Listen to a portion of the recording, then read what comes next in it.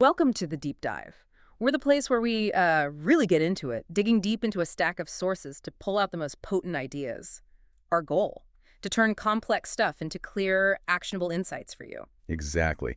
And today we're setting out on a pretty exciting journey, I think. We're exploring these really fundamental concepts, Yeah. opportunity, influence, and the power we all have, both as individuals and together, to make change happen. Yeah, we've got a fascinating mix today. We're drawing from, well, all over the place. Ancient philosophy, classic rhetoric, those enduring American self-help ideas, and even some really powerful voices from social justice movements. That's right. And the mission really is to uncover these timeless bits of wisdom. How do you actually find value right where you are? How do you get better at persuading, at communicating effectively? How do you find the courage to face injustice? And ultimately, how do you lead with real purpose? We want to get a handle on how ideas actually grow, how they get communicated, and how they turn into real, tangible change in the world. And hopefully, this helps you, our listener, find your own acres of diamonds, those hidden potentials, and maybe find the strength to build a more just, more fulfilling life for yourself. Okay, so let's dive right in. We're starting with an idea that's, well, it's pretty compelling, but maybe a little counterintuitive at first. This idea that the biggest opportunities, the real riches, are often hiding right under our noses.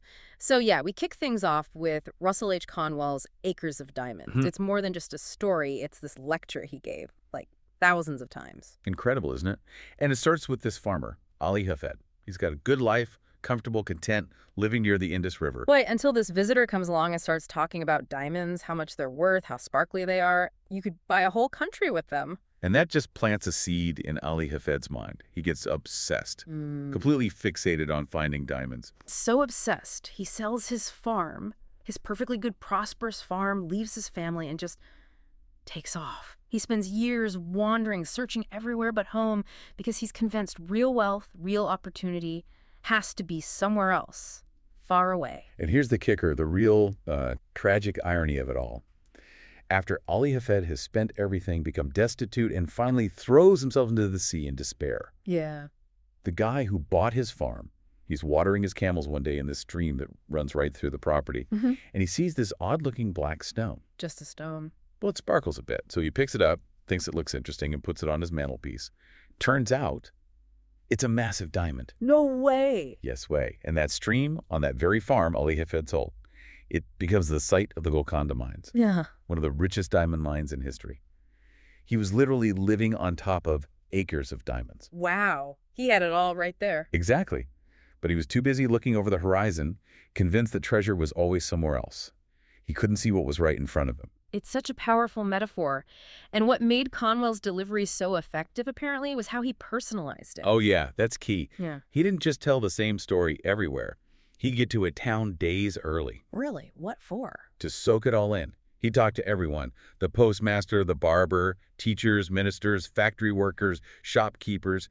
He wanted to know the local history, the local businesses, what people needed, what they were succeeding at, and crucially, where they were dropping the ball on their own local opportunities. So he was doing local research for every single lecture. Pretty much. Then he'd weave those specific local examples, even names sometimes, right into the lecture. It wasn't just some abstract story anymore. It was about them, their town, their lives. It's brilliant, really, making a universal truth feel incredibly personal and actionable. That makes so much sense. It really highlights this tendency we all have, doesn't it? To overlook the opportunities right around us in our jobs, our skills, our neighborhoods. Absolutely.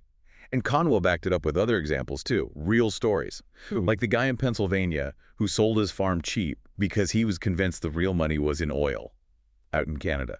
Let me guess. You got it. Years later, some of the richest oil wells in Pennsylvania were found right there on the farm he sold. Unbelievable. And there was another one, right, about silver. Yeah, the Massachusetts man. Yeah. Educated Yale in mining, comes home, looks at his family homestead and thinks, nah, nothing here. Sells it. And the new owner finds. A huge block of native silver, embedded right in the stone fence. The first guy had probably leaned on 1,000 times.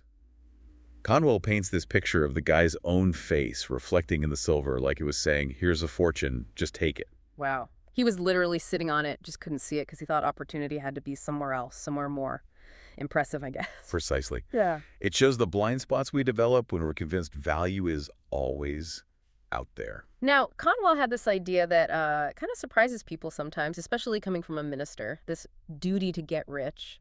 Right, that often raises eyebrows. But his argument was actually quite specific, ethically speaking. How did he square that? How did he avoid sounding like he was just promoting, greed? He was very clear. The duty was to get rich honestly, by genuinely serving your community, by meeting real needs.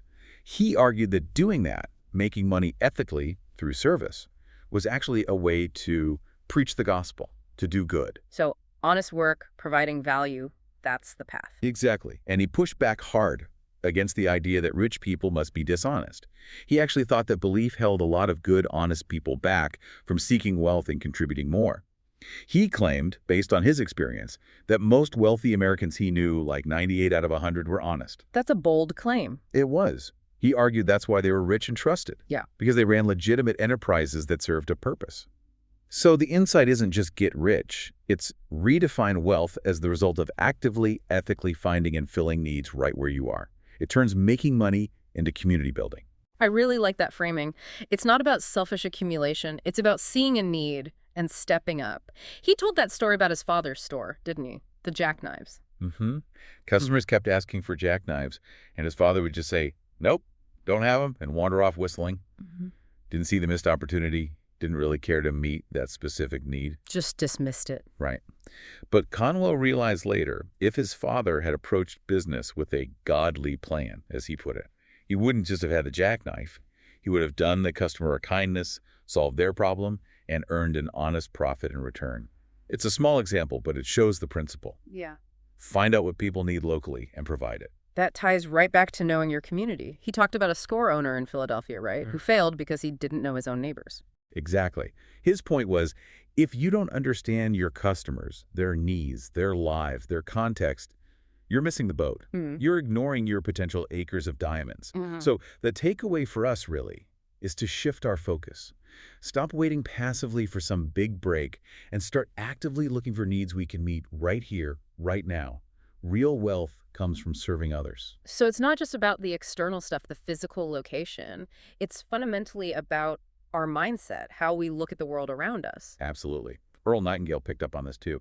He called the human mind the last great unexplored continent full of riches beyond our wildest dreams. And he said the mind gives back exactly what you put into it, right? Positive thoughts yield positive results, negative thoughts, well, you get the idea. Precisely. And he pointed out this paradox. We undervalue our minds because they're free.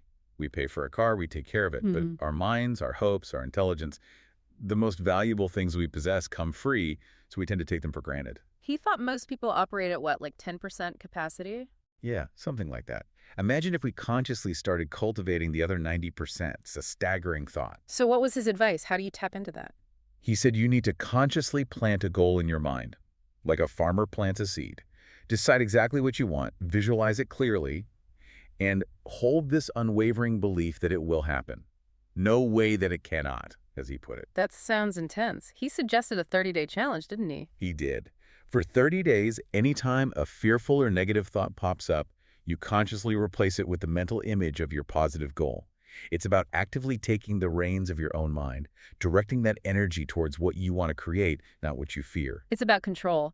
But he also added a dose of reality, right? It's not instant magic. No, definitely not. He reminded people, God's delays are not God's denials. Success takes time, there will be setbacks, but that sustained positive focus plus consistent action is crucial. Which connects perfectly to folks like Les Brown and Tony Robbins, that idea of taking responsibility, being proactive. Yeah, Les Brown's famous line, successful people get up and look for the circumstances they want, and if they can't find them, make them. It's about agency, not just reacting. It's not just wishing, you have to act. They both stress that goals need to be really specific, right? Absolutely. Well-defined, realistic, but also exciting, meaningful, locked into your mind. And this is key, acted upon consistently. Tony Robbins always emphasizes that, doesn't he? Knowledge isn't enough. Action is what counts. He sees the mind as this huge energy source. Right. And we're in the driver's seat. We have the ability and maybe the responsibility to steer that energy towards something worthwhile. And Robbins talks a lot about beliefs, how they shape everything. He does. Beliefs act like filters, shaping how we see the world. And they're like direct commands to our nervous system. Empowering beliefs can literally change how we feel, our energy, our actions. While limiting beliefs just hold us back, create those self-fulfilling prophecies of failure. Exactly. It ties into what the Stoic philosopher Seneca said ages ago about pain and suffering. Pain is slight if opinion has added nothing to it. Our interpretation, our belief about the situation, often causes more suffering than the situation itself. So controlling that internal narrative is key. Seneca also said it's easier to stop negative thoughts from entering your mind in the first place than to kick them out once they've settled in. Yeah, it's about being proactive with your mental state, recognizing how much power our thoughts and beliefs really hold over our experience. Okay, so mastering the inner world is step one, but you can't do it all alone, right? This brings us to the power of connection, of support. Sometimes those acres of diamonds are actually people. That's a great point. Zig Ziglar pointed out that often the most overlooked source of help is right at home, your family, especially your spouse or partner. Really? Why overlooked? Well, think about it. When your partner is truly on board, actively working with you towards a shared goal, not just kind of passively tagging along, Things happen faster. way faster. And it's more enjoyable, more fulfilling. That mutual interest, that shared vision, it builds stronger relationships and just accelerates everything. That makes sense. And Les Brown talked about mentors too, didn't he? Finding people who can guide you. Yeah, he called them facilitators of Hmm. growth. People who've been there, done that, masters, mentors. They can see things in you that you might not see yourself. Like blind spots or potential. Exactly. They can offer that objective feedback, maybe critical sometimes, but positive, constructive, that helps you grow and reach a higher level. Seeking out that kind of external perspective is like finding another kind of hidden diamond. So it's really a holistic picture, isn't it? Mastering your mind, leveraging your environment, and building strong, supportive connections. It really is. It all works together. Okay, so once you've got this internal foundation, this sense of opportunity, how do you take it outwards? How do you use your voice to influence, to persuade, to actually create change? That leads us straight into the art of rhetoric. When you talk about influence, about the power of words, you really have to go back to the ancient Greeks and Romans, right? Yeah. To rhetoric. Absolutely. And you can't discuss rhetoric without bumping into Plato. He had some strong opinions about it, especially in dialogues like Gorgias and Phaedrus. He was pretty skeptical, wasn't he? Yeah. At least initially. Deeply skeptical of how it was often practiced. In Gorgias, he basically called it a trick, a knack, as he put it, for persuading people who don't know any better that you know more than the actual experts. He saw it as just pandering. Pandering, how so? Prioritizing what sounds good, what pleases the crowd, what gets applause right now, instead of focusing on truth or genuine learning or what's actually good for people's souls or the city. He worried it could sway people without any regard for justice or morality. He had that really strong ethical line. Doing wrong is worse than suffering wrong. Because doing wrong corrupts your soul, makes you shameful, which is the greater harm. Exactly. For Plato, the power to persuade carried immense moral weight. A true orator, if they existed, would never misuse that power. But did he think a true rhetoric was even possible? Well, later, in Phaedrus, he seemed to soften a bit. He allowed for the possibility of a genuine rhetoric, one aimed at real education, grounded in a deep understanding of truth, especially about right and wrong, one that could actually lead the soul towards goodness. But it was a big if, A right? huge if. He used that amazing metaphor of the charioteer driving two horses. Oh yeah, the winged horses, one good, one not so good. Right. The charioteer is our reason. The good, noble horse wants to soar upwards towards truth and beauty. The unruly black horse keeps trying to pull downwards towards, earthly desires, immediate gratification. So true rhetoric for Plato would be like helping the charioteer get control. Exactly. Aligning those inner forces. Using reason to guide both our noble aspirations and our desires, not denying desire, but channeling it towards understanding true beauty, true knowledge. It's rhetoric as a tool for inner harmony and philosophical growth. So he saw the potential danger, but also the potential power if used correctly. Now, Aristotle, his student, took a different approach, didn't he? Much more practical. Yeah, Aristotle was less concerned with the ideal, perfect rhetoric and more interested in how it actually worked in the real world, how people really persuade each other in courts, in politics, in everyday life. He analyzed it almost like a science. What kind of things did he notice? Well, like in speeches of praise or blame, people often present things that are close to equality as if they are that quality. Mm-hmm. So someone who's maybe overly cautious gets painted as cool and calculating. Someone a bit naive might be described as trustworthy and honest. It's subtle framing. Playing with perceptions. Right. And he advised connecting your arguments to things people already value, things seen as beautiful or honorable in that culture. And if you can make your point seem not just fitting, but somehow better or more noble, even more persuasive. And he wasn't afraid of emotion either, unlike maybe Plato's ideal. Not at all. Aristotle recognized emotion as a huge part of persuasion. He noted how things like powerful words, strong adjectives, vivid descriptions, they whip up enthusiasm. Emotion isn't just noise, it's a tool to move an audience. And he talked about structure too, right? The basic parts of a speech. Yeah, the fundamentals. You state your case, then you prove it. Simple as that, at its core. He might have chuckled at some of the overly complicated structures people came up with later, but he recognized the natural flow. You need an intro, you need to tell the story, the narrative, you probably need to address counterarguments, rebuttal, and you need a strong finish epilogue. These just naturally emerge when you're trying to convince someone of something important. Okay, so from Aristotle's analysis, we move to the Romans, like Cicero and Quintilian, who were masters of actually doing it. Right. Cicero, a legendary orator himself, knew firsthand that persuasion wasn't just about logic.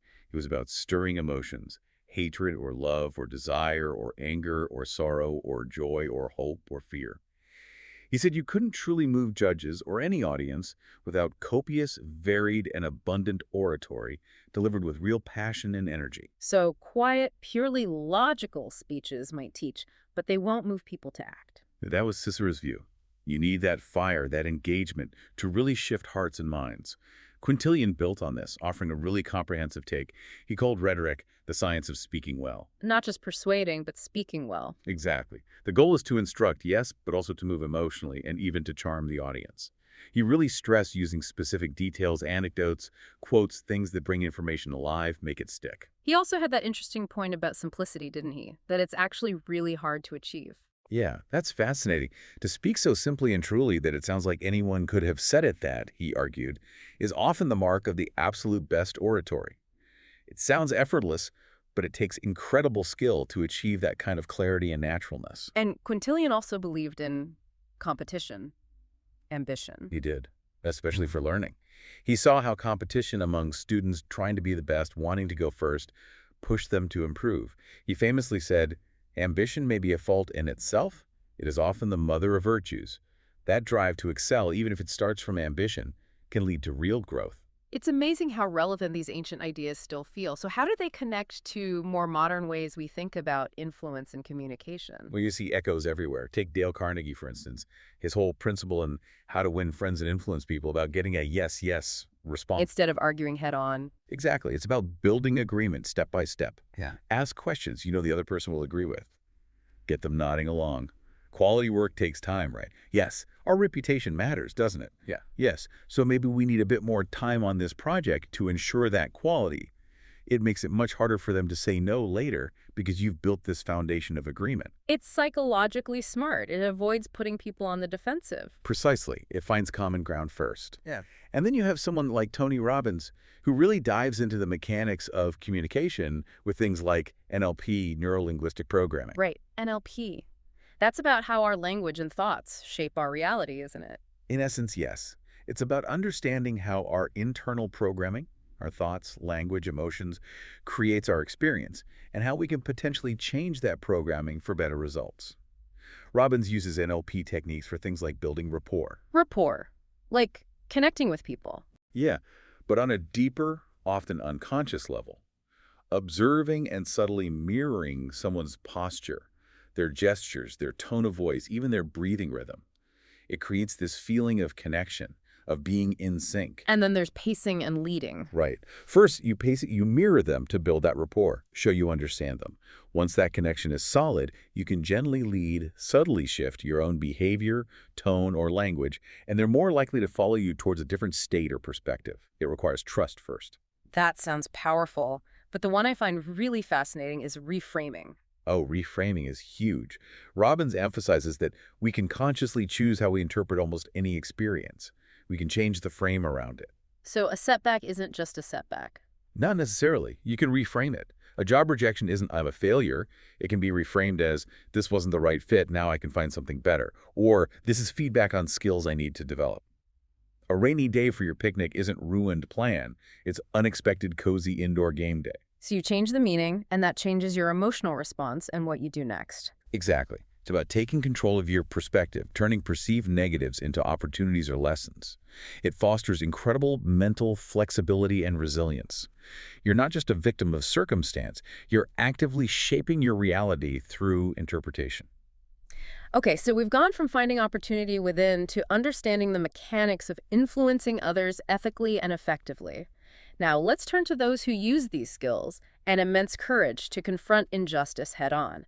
This next part is about some truly remarkable figures, people who spoke truth to power, often facing incredible risks. Let's start with Sojourner Truth. An extraordinary figure. Born into slavery as Isabella Baumfree, she endured its horrors for almost 3 decades before escaping. And then, as a black woman in 19th century America, she faced prejudice from, well, pretty much everyone. She was described as embodying the two most hated elements of humanity at the time. That's incredibly harsh. It is. Yet, despite being illiterate for most of her life, she faced insults and systemic barriers with this incredible calm dignity. People said she had this deep intuitive wisdom. Her speeches were apparently incredibly powerful, just cutting through the hypocrisy with plain, undeniable truth. And she saw early on that ending slavery wasn't enough, right? That economic independence was crucial. Absolutely. She was way ahead of her time on that. In the 1870s, she was tirelessly lobbying Congress, petitioning for land grants for formerly enslaved people out west. She saw that without land, without the means to support themselves, true freedom was impossible. She pointed out that all is owned by the lordly white, didn't she? She did. She saw the stark lack of opportunity. She noted how black people had been the literal foundation and support for white prosperity through centuries of forced labor. Yet they were still doing the hard work while others reaped the rewards. So her idea was land ownership as a path to self-sufficiency, not just dependence on government aid. Exactly. Why send people to Liberia, she argued, or leave them destitute? Give them land in the West where there is plenty. Let them work it, build their own lives with dignity. It wasn't a plea for charity. It was a demand for justice, for a tangible way to overcome centuries of economic exploitation. It was about structural change. A very early call for restorative justice, in a way. And following her path, we have Ida B. Wells fighting another horrific injustice. Yes, Ida B. Wells took on the terror of lynching in the post-Reconstruction South. Her work, highlighted in great speeches by American women, was incredibly brave and meticulous. She focused on exposing the lies used to justify lynching, right? Especially the false accusations against black men. Precisely. She called it the old threadbare lie, the accusation of raping white women, which was used systematically to excuse these brutal acts of racial terror. She painstakingly documented case after case, proving it often had nothing to do with any actual crime. She argued it was about race, about class, not about crime itself. Yes. She showed how white leaders would express outrage and threaten mob violence if a white woman was assaulted, but there was complete silence or indifference when black women were victims of horrific violence. It exposed this deep ingrained hypocrisy and the utter lack of legal protection for black people. And she used specific examples, didn't she? Not just general claims. Crucially, yes. She named names, detailed incidents like the assault on Miss Camphor or Pat Hannafin's attack on a black girl where justice was completely denied or twisted. These specific stories made the systemic injustice undeniable. Her work was vital in revealing the brutal reality of racial terrorism that was often hidden behind lies and denial. These women laid such critical groundwork, which brings us to the legal battles fought later, personified by someone like Ruth Bader Ginsburg. Absolutely. RBG's own journey was remarkable. One of just a few women, at Harvard Law in the 50s, then Columbia in the 60s. She faced constant hurdles. They literally told women they shouldn't be there because they distract the men, right? Unbelievable, isn't it? It shows the mindset she was up against. But she persevered with what she called unflagging effort. And eventually she made this pivotal shift in her legal focus. From complex legal procedure to gender equality. Exactly. Inspired, she said, by her activist women law students who were demanding change. She saw the law not just as rules on paper, but as a tool, an instrument for achieving social justice. And she had some landmark cases. The Stephen Weisenfeld case is often mentioned. Right. That was brilliant. Challenging Social Security rules that denied benefits to a widowed father. It showed that gender discrimination hurts everyone by reinforcing outdated stereotypes about who cares for children. It wasn't just about women's rights. It was about equal humanity. She saw gender equality as benefiting everybody. What about affirmative action? She viewed it as necessary to make equality real, not just a nice idea on paper. She drew that careful distinction. Using race-conscious criteria to keep races apart is discrimination. But using race-conscious criteria to bring races together to overcome past discrimination and build a truly diverse society that, she argued, was different. The goal was a society where everyone benefits from diversity. And reproductive rights. She saw that as central to equality, too. Absolutely. A paradigm case of discrimination, she called it. She used examples like captain-struck military rules assuming pregnant women couldn't work, but not making the same assumption about men becoming fathers. It highlighted how societal biases, not biology, were baked into discriminatory laws. For RBG, reproductive choice was fundamental to a woman's autonomy, her ability to participate fully in life. Beyond the specific cases, she was known for her dissents, wasn't she? And her ability to disagree agreeably. Yes, she famously said some of her dissents later became the majority opinion, showing that powerful arguments can eventually persuade, even if it takes time. And her friendship with Justice Scalia, despite their deep ideological divides, was legendary. It showed a profound respect for intellectual sparring, for collegiality, for finding common ground as humans, even amidst fierce disagreement. These struggles for justice aren't just legal or political, though. They seem rooted in deeper moral questions about memory, truth, and even shame. Definitely. Elie Wiesel, the Holocaust survivor, spoke so powerfully about the moral imperative to remember. Why was remembering so crucial for him? He believed, truly believed, that remembering the horrors humans are capable of was essential to preventing them from happening again. It wasn't just about honoring the past, it was about safeguarding the future. He talked about the cost of the Holocaust not just in lives lost, but in potential lost, didn't he? He did, and it's heartbreaking. He'd ask about the 1.5 million Jewish children killed, how many future scientists, doctors, artists, peacemakers were among them, how many cures for diseases were lost. He argued the world didn't just allow it to happen. The world wounded itself profoundly by losing all that human potential. That's a devastating thought. But remembering is hard, isn't it? How can you possibly remember everyone, every story? He acknowledged that terrible dilemma. It's impossible to grasp the full scale of suffering. But, he insisted, we have a duty to try, to become custodians of that tale. Even the act of trying to remember, however incomplete, is a moral act that keeps the lessons alive. That sense of duty connects to Theodore Roosevelt, too, his idea of moral treason. Yeah, Roosevelt was adamant. It's not just your right. It's your duty as a citizen to criticize your government and even your fellow citizens, truthfully, when they do wrong or fail to do right. He said trying to suppress that truth, trying to silence criticism, that's moral treason. It's a crime against the nation itself. Wow. Strong words. It puts a lot of responsibility on the individual citizen. It does. And Kurt Vonnegut had his own take on this kind of ongoing moral responsibility, talking about an abolitionist spirit. How did he see that spirit continuing?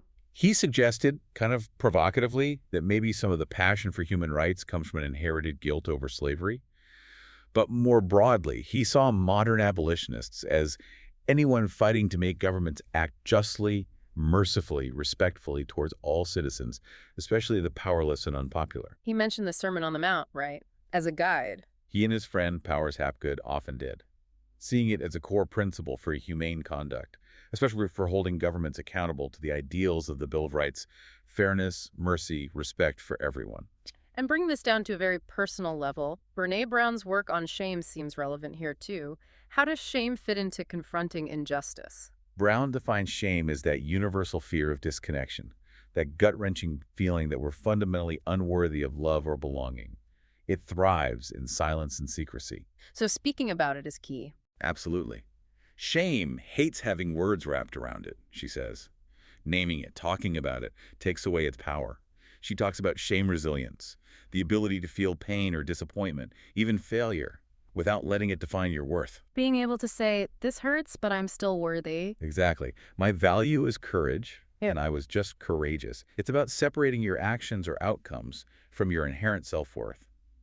And she warns against perfectionism. Seeing it as a shield against shame. Yeah, a heavy, burdensome shield, trying to be flawless so no one can criticize you.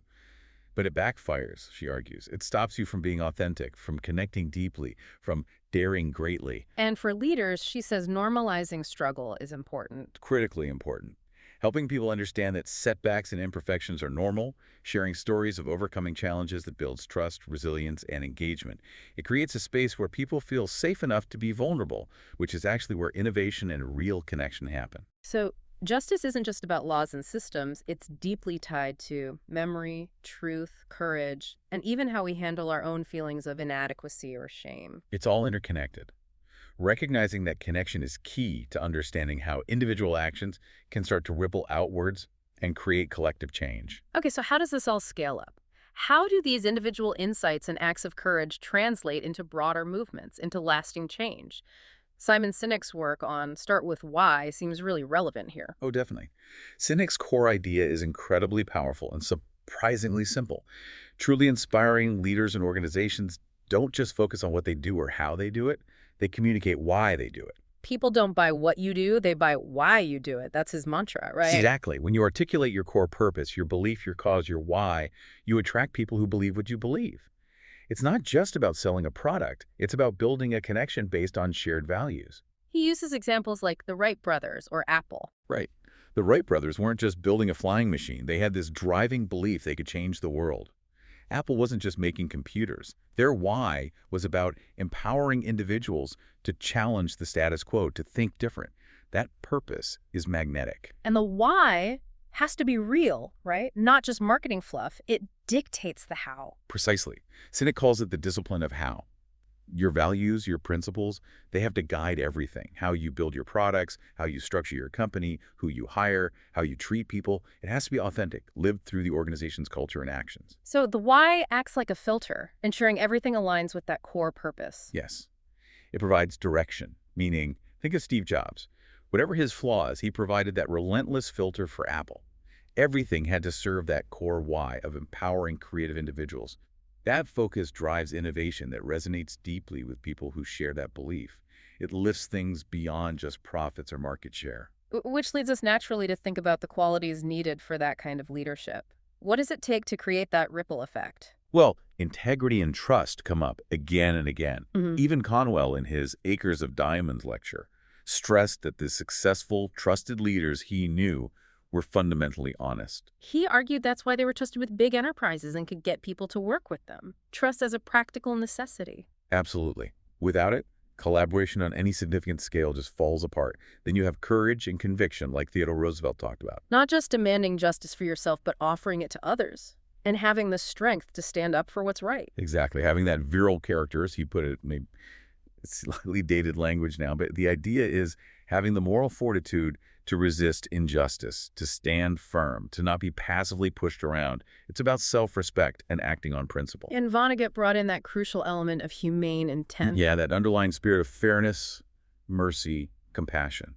Ensuring that power, whether it's personal or governmental, is always guided by respect for human dignity. That has to be the foundation. What about more modern perspectives? Tony Robbins talks about mindset again, right? Open-mindedness. He does. He says effective creative leaders respect other people's ideas, they listen before judging, they actively fight against prejudice and closed-mindedness in themselves and their teams. And adaptability is key. Adapting based on feedback, not just sticking rigidly to your plan. Right. Really listening to how your message is landing, how people are responding, and being willing to adjust your approach. That takes humility. You can't lead effectively if you're not willing to learn and adapt. He also mentioned balancing internal and external frames. What's that about? It's about having a strong inner compass, knowing your why, your core principles, so you can make decisions with conviction. That's the internal frame.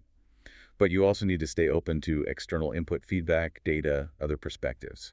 That keeps you grounded, builds trust, and prevents you from just operating in an echo chamber. It's a tricky but essential balance. These qualities seem vital, especially when you think about how influence actually works in a democracy. Definitely. Conwell had that rather blunt observation back in his day that America wasn't just governed by votes, but by influence, ambition, by powerful interests that often shape how those votes are cast. Which makes articulate, principled leadership and an engaged public even more critical. Absolutely. If influence plays such a big role, then whose influence prevails matters immensely. That's why Roosevelt's call for fearless, truthful criticism by citizens is so important. It's the check on power.